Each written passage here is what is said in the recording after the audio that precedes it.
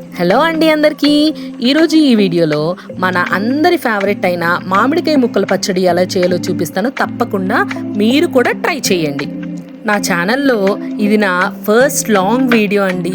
తప్పకుండా like and subscribe చేసుకోండి.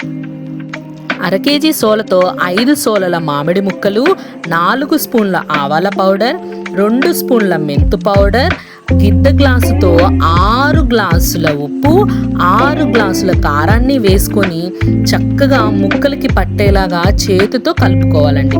అలా కలిపిన తర్వాత కొన్ని చిన్నులపాయ రెబ్బలు అండ్ 1/2 కేజీ నూనెని వేసుకొని చక్కగా కలిపేసుకొని 3 డేస్ పక్కన ఉంచుకోవాలి.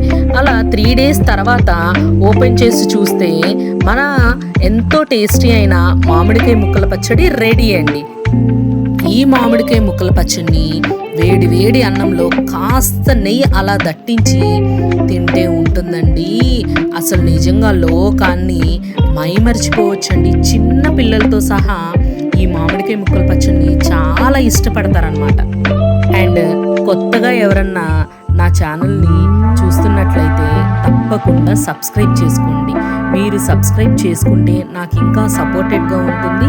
ఇలాంటి రెసిపీస్ ఇంకా నేను షేర్ చేయగలను. Thank you so much.